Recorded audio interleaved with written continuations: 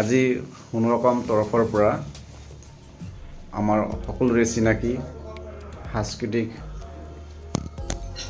সংস্কৃতিবান ব্যক্তি বিশিষ্ট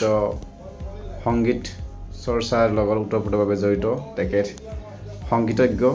সংগীতৰ যিকোনো বাদ্যযন্ত্ৰ তেখেতৰ নিপুণ হাতত বাজি উঠে উজ্জীৱিত হৈ পৰে তেখেত হৈছে আমাৰ সকলোৰে চিনাকি নুমল ৰবি দাস আমি তেখেতক এখনি ফুলাম গামোচাৰে আদৰণি জনাইছে কণ্ঠশিল্পী ধৰণী তাৱৈ সোণৰকম তৰফৰ পৰা আৰু সোণৰকম তৰফৰ পৰা এই 2025 বৰ্গৰ সংগীতজ্ঞ বঁটা তেখেতক প্ৰদান কৰা হৈছিলে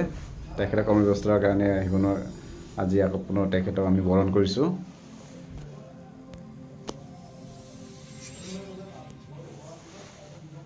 আৰু সোণৰকমৰ মানপত্ৰখন তেখেতে অৰ্পণ কৰিব ধৰণী তাৱৈ আমি তেখেতৰ সুস্বাস্থ্য দীৰ্ঘায়ু কামনা কৰিছোঁ তেখেতে তবলা ঢুলকি বা যিকোনো ইনষ্ট্ৰুমেণ্ট তেখেতৰ হাতত প্ৰাণ পাই উঠে আমি তেখেতৰ উজ্জ্বল ভৱিষ্যত কামনা কৰিছোঁ আৰু আগবাঢ়ি যাওক তেখেতৰ কৃষ্টি সংস্কৃতিৰ প্ৰতি যিটো টান সেইটো আৰু আগবাঢ়িব লাগে আপুনি কিবা ক'ব নিজা সোণৰকম সকলো বিষয়ববীয়া পৰিয়াললৈ সকলোলে আৰু গোটেই পৰিয়াললৈ মই ধন্যবাদ জনাইছোঁ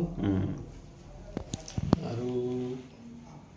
তেওঁলোকৰ যিটো এই প্ৰচেষ্টা তাৰ শলাগ লৈছোঁ মই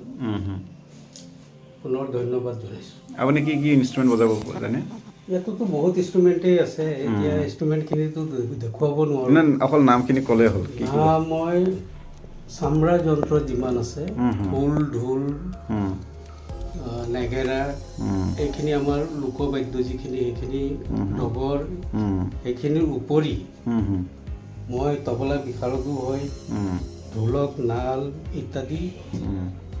মই বজাব পাৰোঁ আৰু তেনেকৈতো বহুত দিনৰ পৰা বজাই আহিছোঁ অসমৰ যিসকল ৰাইজে বা শিল্পী সমাজে দেখিছে তেওঁলোকে জানেই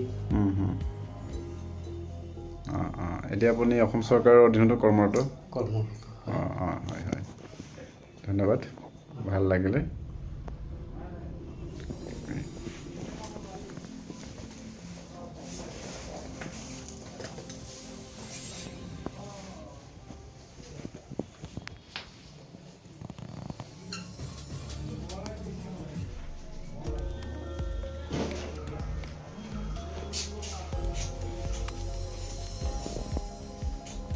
গোটেই সমগ্ৰ আপোনাৰে বাদ্যযন্ত্ৰ আপুনি তাবলা বিশাৰদ হিচাপে জনাজাত আপুনি এনেই কাৰ কাৰ লগত বজাইছিলে এনে অসমৰ শিল্পীসকলৰ মনত পৰা শিল্পী যিমান পুৰণি শিল্পী আছে মই প্ৰথম গুৱাহাটীলৈ আহি পেলাই অপূৰ্ব বেজবৰুৱাৰ লগত বজাইছিলোঁ তাৰপিছত মহানন্দ মজিন্দৰ বৰুৱা তাৰপিছত ৰিদীপ দা আছে আৰু বাকী অনিমা চৌধুৰী এইসকলৰ লগত মই বহুতৰ লগত বজাইছোঁ মনত নাই তথাপিও আৰু 86ত মই ভূপেন্দাৰ 4টা গানৰ ৰেকৰ্ডিঙত মই বজাইছিলোঁ তাৰপিছতো ভূপেন্দাৰ বহুত এলবামত মই বজাইছোঁ আৰু বিশেষকৈ মই কি ক'ম এতিয়া শিল্পী সমাজে জানে সেইটো কাৰ কাৰ লগত বজাইছোঁ কি বজাওঁ